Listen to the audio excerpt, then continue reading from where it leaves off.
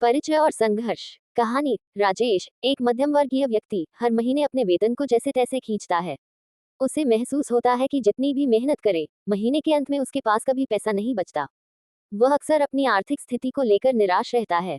एक दिन राजेश अपने पुराने स्कूल के दोस्त मोहन से मिलता है, जो अब एक सफल बिजनेसमैन है। राजेश उसे देखकर चौंकता है। मोहन, जो कभी उसके साथ उसी स्थिति में था, आज सफल और धनी व्यक्ति कैसे बन गया। उत्सुकता में राजेश उससे पूछता है, मोहन, तू कैसे इतना सफल हो गया? मैंने भी तेरे जितनी ही मेहनत की, फिर भी कुछ खास नहीं कर पाया।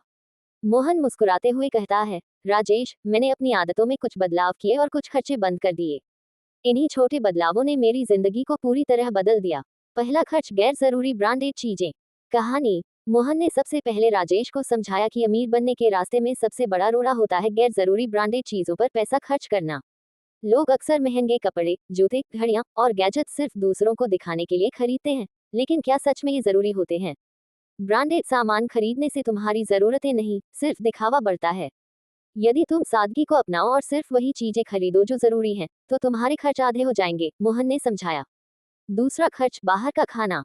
दूसरा बड़ा खर्च जो आपको अमीर बनने से रोकता है, वह है फालतू खाने पीने पर खर्च करना।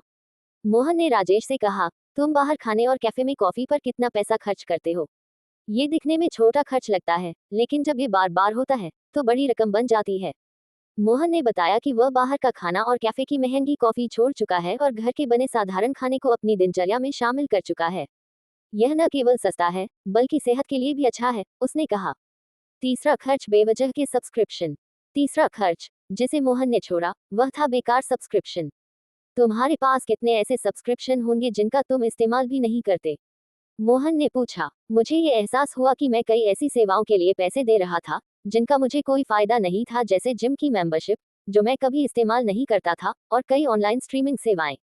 मोहन ने इन बेकार सब्सक्रिप्शन को खत्म कर दिया और महीने के अंत में उसने पाया कि उसके खर्च बहुत कम हो गए। चौथा खर्च, गैर जरूरी कर्ज और ईएमआई। मोहन ने चौथे खर्च की बात की, गैर जरूरी कर्ज और ईएमआई। उसने कहा, कर्ज और ईएमआई तो जैसे फंसा लेते हैं। हम छोटी छोटी चीजों के लिए कर्ज ले लेते हैं, जैसे महंगे गैजेट्स या फर्नीचर, जो हमारी जरूरत भी नहीं होती।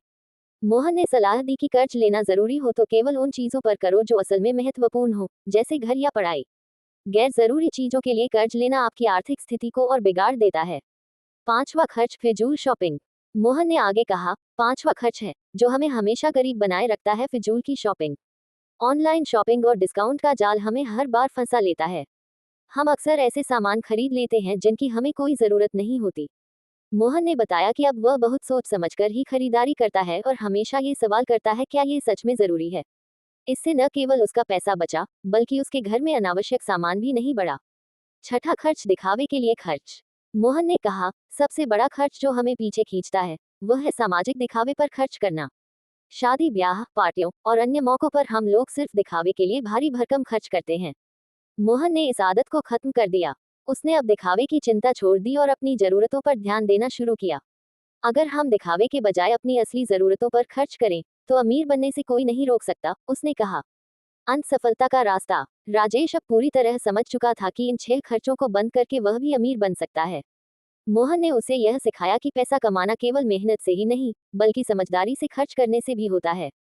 पैसा केवल सही जगह निवेश करने और बेकार खर्चों को रोकने से बढ़ता है, मोहन ने अंत में कहा। अब राजेश ने भी ठान लिया कि वह इन खर्चों को रोककर अपनी आर्थिक स्थिति को सुधारने की दिशा में काम करेगा। ये 6 खर्चे बंद कर दो, अमीर बनने से कोई नहीं रोक सकता। सही प्लानिंग, समझदारी और जरूरतों को पहचान कर खर्च करना ही आर्थिक सफलता की कुंजी है।